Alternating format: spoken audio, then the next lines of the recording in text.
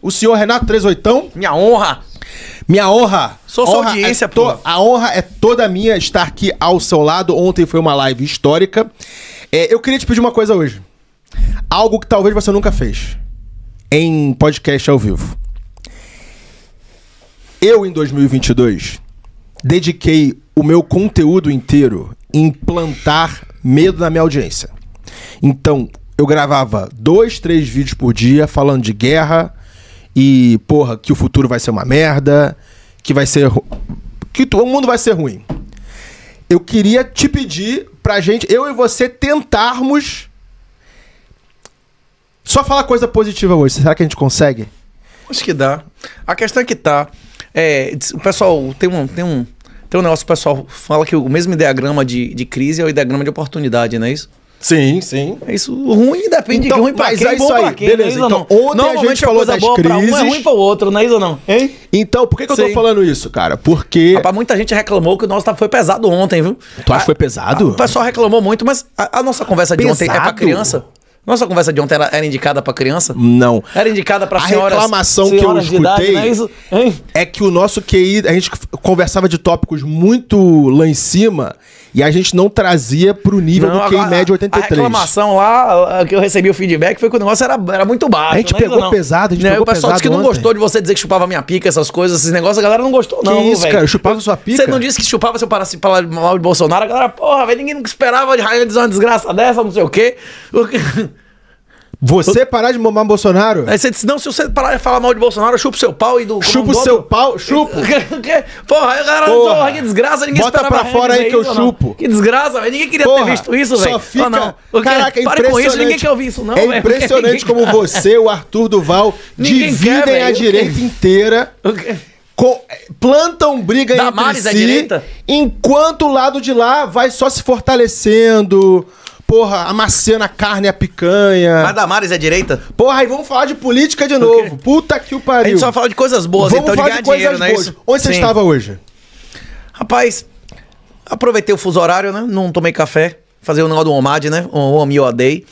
Fui almoçar. Como é o nome, magnata, do lugar que a gente rangou lá? Como é? O Rodízio Gaúcho, sei lá. Rodízio Gaúcho? Rapaz, foi um montão de advogado hoje lá. A gente foi despachando, o doutor Hermes apareceu. Teve o doutor Guilherme, né? Isso começou, eu recebia vários amigos aqui de Portugal. Advogados portugueses ou brasileiros? Brasileiros, mas que a galera que entrou antes do esquema de proibirem a complementar aqui. E muitos deles, inclusive, pegaram a complementar e hoje em dia advoga pra Espanha, pra não sei onde. Porque o advogado português que tem a ordem daqui, ele tem um... Entendi, a União Europeia. Exatamente. Entendi. Aqui... O primeiro semestre de direito no Brasil, a primeira matéria que o cara pega é constitucional. Aqui, antes de constitucional, ele pega comunitário, não é isso? É antes da Constituição, não é isso? Direito comunitário. Vale mais, então a EU 27 vale mais do que a Constituição portuguesa. Não é que vale mais, mas é porque é mais importante o cara saber as regras comuns, não é isso?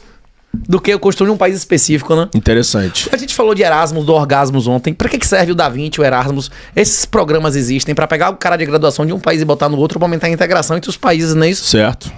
É recente isso também, tipo, tem... 20 anos, 15 anos, né? Pois é.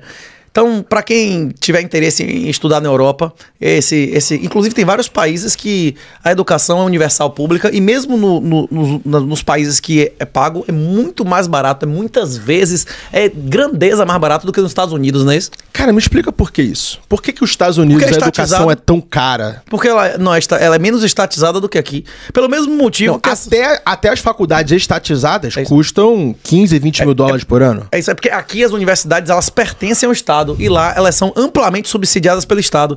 Existe um esquema que se empresta dinheiro de pessoas que não são o governo, normalmente é dinheiro privado, mas que é garantido pelo governo. E lá no Brasil você não paga o FIES. Lula e Bolsonaro perdoaram o FIES, né? Isso é notícia boa, né? Mas o Bernie Sanders queria perdoar o FIES americano também. Só que além do Brasil ser um mangue e toda hora ter refis, toda hora ter renegociação, toda hora ter perdão, nos Estados Unidos nunca teve nada disso. E nos Estados Unidos não existe prescrição. Se você não pagar a sua dívida estudantil, você não vai herdar. Isso não entra em falência, inclusive. Nos Estados Unidos, o governo garante o pagamento para a universidade. Então, as universidades só fazem aumentar o custo, porque para eles é sempre vantagem, né? E o cara que está sendo admitido em uma grande universidade, ele não tem como se avaliar se ele deve ou não ser aluno. Inclusive, eu tenho quem tiver interesse, entre lá no Substack do 38. Eu tenho vários artigos, inclusive, que eu comento como é que eu acho que são as políticas públicas que resolveriam cada setor do Brasil. Especificamente na educação, eu acredito que acabando a regulação estatal e sendo permitida a venda de percentual de renda futura do cara, a maioria das pessoas iam ser financiadas pelo percentual de renda futura deles. Se fosse um jogador de futebol de base. É que tem passe, não é isso? É análogo, mas não é igual. É você tendo 10% do passe dele. Ou X% da transferência para sempre. Da transferência e do salário. Porque os empresários jogadores de futebol têm porcentagem do salário também. Quem é que sabe dizer se você deve ou não fazer uma Ivy League? É um cara que fez a Ivy League ou é você? Você não sabe se você tem vocação para aquilo. Agora, se um médico vê um menino e diz assim, esse cara tem potencial para ser médico, eu vou ganhar um percentual da renda dele, ele tem interesse de orientar e arranjar emprego para esse cara? Cara, eu vou te contar uma história. Respondendo a sua pergunta, por que é mais cara a educação nos Estados Unidos que aqui? Porque o governo americano torra mais dinheiro, ele torra mais dinheiro de maneira irresponsável, havendo uma separação maior entre controle e propriedade. Toda corrupção advém da separação de controle e propriedade. Isso já é formalmente demonstrado há mais de 100 anos. Então você diz que o governo americano, em tese, é mais corrupto... Ele bota mais dinheiro em um esquema mais corrupto do que o daqui. Que é o lobby. Que desalinha mais, que é o financiamento estudantil irresponsável. Você pegar pessoas que não têm avaliação... A maioria das pessoas... Zero crédito. A pessoa chega com 0 de crédito. A maioria das pessoas que fazem faculdade nos Estados Unidos não tem condição de fazer. Tanto é que a maioria não termina a faculdade. E vai trabalhar no Starbucks. E mesmo terminando. E mesmo que você não termine a faculdade, você continua a dívida. Certo. Se você largar a faculdade no meio, ele perdoa a dívida ou você continua tendo que pagar? Você continua tendo que pagar. A maioria não termina a faculdade. E a maioria que termina a faculdade, o aumento marginal é 0 ou inferior ao tempo que ele teve em perder 4 anos. Como no Brasil, porra. Certo. Se você botar na conta do papel, o cara que paga 15 Só que no Brasil ele é pouco dinheiro comparado a um salário anual americano. Mas um cara que paga 6 anos de 15 mil pro menino formar em medicina, quanto é isso em valor presente líquido? Se esse cara tivesse pagado 15 pau de Bitcoin nos últimos 6 anos, e não é só esse dinheiro, também tem o custo de oportunidade, que se esse cara não fizesse a faculdade, ele ia fazer alguma coisa, no mínimo dirigir Uber, ia fazer 2 pontos por mês, não é isso ou não? Você é vendedora de loja, qualquer merda que esse cara fizesse, quanto é isso aí? É milhões, não é isso? Tá, e as pessoas que dizem pra você o seguinte argumento: o Renato 38, ele é contra a educação universitária, só que ele tem 50 diplomas, ele é advogado, ele fez mestrado em finanças. Qual é o seu argumento contra isso? A faculdade que eu fiz não existe mais. Puta que pariu, muito obrigado. Eu falo a mesma coisa, eu falo assim, ó, eu entrei na faculdade em 2007, não existia Wi-Fi. A partir do momento que chegou a internet banda larga, acabou a necessidade de ter faculdade normal. É isso. O que Bolsonaro tinha que ter feito, se ele quisesse moralizar, era fazer como é que chama? Os cursos, 90% dos cursos, tudo online. Igual o Japão. Sim. Que acabava com humanas e esse negócio, essa bagunça. Se eu assistisse uma aula de direito, no meu primeiro ou segundo semestre, como você tá vestido, eu ia tomar um esporro. O professor ia dizer, você acha que você tá onde, moleque, pra estar de tênis? E olha que você tá com a camisa social, não é isso? Que isso? Na sua época, na minha época, de terno? Não, de terno não, mas com a roupa social, com sapato pelo menos, não é isso? Você podia dar para uma aula de direito. Para uma aula de direito, para uma aula de direito. Hoje em dia, o professor da faculdade vai de chinelo. O professor da faculdade vai de chinelo, pô. É isso, mudou. Eu fui aluno de caras como Washington Trindade, que dizia, teve o marinheiro que viu, o marinheiro que testemunhou, só teve um cara que viu o submarino alemão atacando o Brasil, chamava Washington Trindade. Aí eu cheguei pro professor e disse, professor, se o cara tem o mesmo nome seu, tem quase da mesma época, foi você, o cara que mudou a história do Brasil, a única testemunha do ataque alemão. Ele falou assim, onde? Tocou a Bahia? Em alto mar. O cara viu um ataque de submarino alemão. Aí o cara falou assim, me respeite seu moleque, que naquela época, quando o Brasil declarou guerra à Alemanha, eu já era capitão reformado. Ele já tinha sido capitão, já tinha sido reformado.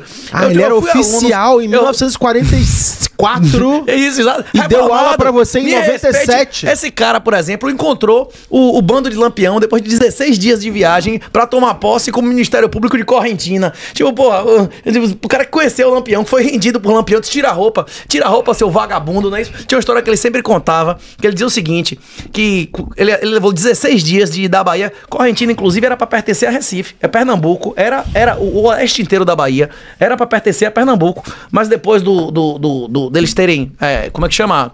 Confederação do Equador, não é isso? Depois dele ter dado testa lá e eles tiraram o oeste pra Pernambuco, nunca mais dá testa, não é isso? Nunca mais ser relevante no cenário nacional. Esse cara levava 16 dias, vapor, trem, a zorra toda. Diz que tava ele e um soldado, quando ele foi tomar posse lá, ele encontrou o bando de Lampião, 300, 400 caras de fuzil. Aí os caras disseram assim, tira a roupa que você vive como homem, que eu gostei de seu terno de linho branco. Você prefere dar testa com 2 revólver ou se render e morrer como homem? Os caras se renderam, entregaram a roupa e tal. Os caras podem ficar rezando ali que a gente vai resolver o que é que faz com vocês. Aí, segundo ele, nisso, antigamente não existia defensoria pública. Quem fazia as vezes da defensoria era o Ministério Público. Aí o cara falou que teve um dos soldados de Lampião. Falou assim, capitão, aquele doutor ali a gente não pode matar não, porque eu tenho uma dívida de honra com ele. Esse cara atuou na minha defesa de um processo de uma puta, dizendo que o filho era meu e ele defendeu a honra do nome do meu pai. E não tinha DNA na época. Como é que se defende um processo de puta? É isso, a puta dizendo que ele tem que negar uma negativa de vínculo. Você não... É mentira, cadê as evidências que ele comeu, não é isso ou não?